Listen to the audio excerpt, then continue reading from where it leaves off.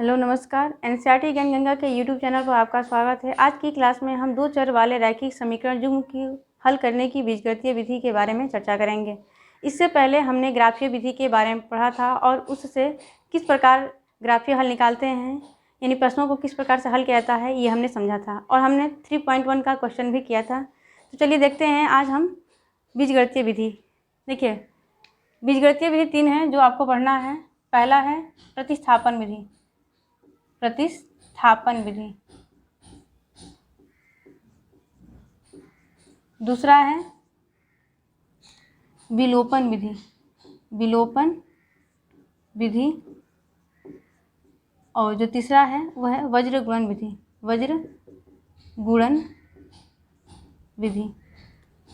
यानी बीजगणितीय विधि के अंतर्गत इन 3 विधियों को हमें पढ़ना है और जानने में पढ़ेंगे।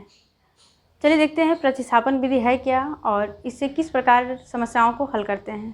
तो देखिए, किसी भी विधि को समझने के लिए या नियम को समझने के लिए यदि उदाहरण के द्वारा समझा जाए तो ज़्यादा बेहतर होता है, यानी ज़्यादा उचित होता है और आसानी से समझ में आता है। इसलिए हम पहले एक उदाहरण लेते हैं और उदाहरण के द्वारा हम प्रतिस्थापन विधि को आपको समझाने की कोशिश करते हैं।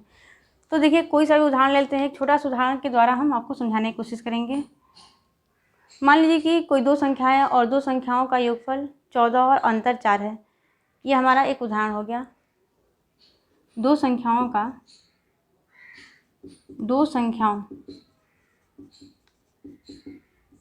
का योगफल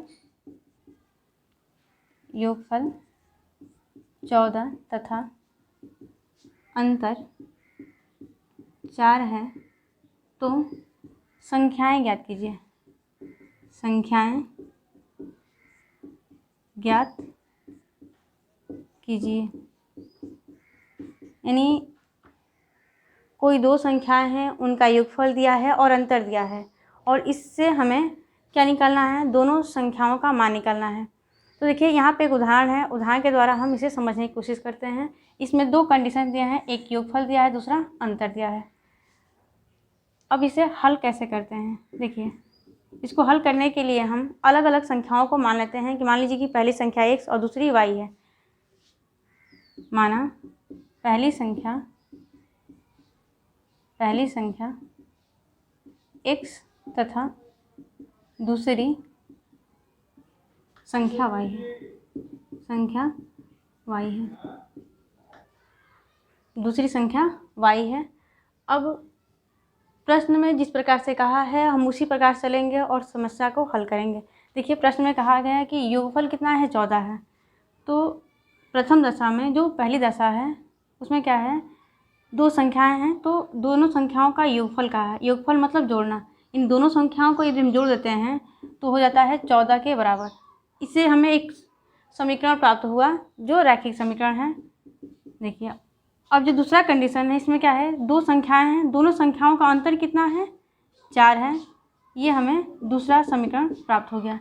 यानी योगफल 14 है और अंतर 4 है। यानी हम बड़ी संख्या में से छोटी संख्या मान लेते हैं कि बड़ी संख्या x ही है, इसलिए हम x में से y घटाएंगे तो ये 4 प्राप्त होगा। अब इसको हल करते हैं। देखिए, प्रतिस्थापन विधि से हल करने के लिए हमें सबसे पहले किसी भी एक समीकरण को जो सुविधाजनक लगे, एक समीकरण उठा लेते हैं और एक समीकरण से हम चर राशि का मान दूसरे के पदों में प्राप्त करेंगे। हम कोई भी जगह x का मान निकालते हैं तो हो जाएगा y + 4 या 4 + y। इधर जाएगा, देखिए माइनस में है, दूसरे पक्ष में जाता है तो माइनस का प्लस, प्लस का माइनस होता है, गुणा का भाग और भाग का गुणा होता है। यानी साइन क्या होता है, चेंज हो जाता है। तो देखिए, ये होगा इतना। अब ये जो मान आया है, x का जो मान आया है, हम x का मान दूसरे समीकरण में, यानी जिस समीकरण से हम x का मान निकाले हैं उसको छोड़कर जो दूसरा समीकरण बचा है उसमें उसका मान रख देते हैं। लिखेंगे x का मान समीकरण 1 में रखने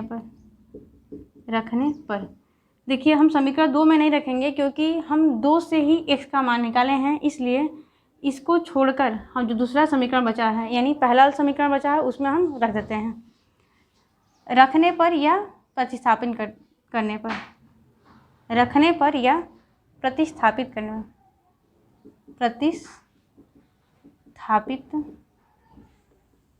करने पर देखिए x का मान कितना है y+4, i plus y equal to ये 14 दिया ही है, ये हो जाएगा 2y प्लस ये 4 इक्वल टू 14, ये हो जाएगा 2y इक्वल टू, देखिए 14 है, इधर ये प्लस है, इधर जाएगा तो माइनस में 4, ये हो जाएगा 2y बराबर ये 10। अब यहाँ से हम y का मान निकाल सकते हैं, तो हो जाएगा 10 बटा ये 2 बराबर 5। तो x का मान निकालने के लिए हम y का मान समीकरण 1 में या समीकरण 2 में या इसमें करके निकाल सकते हैं।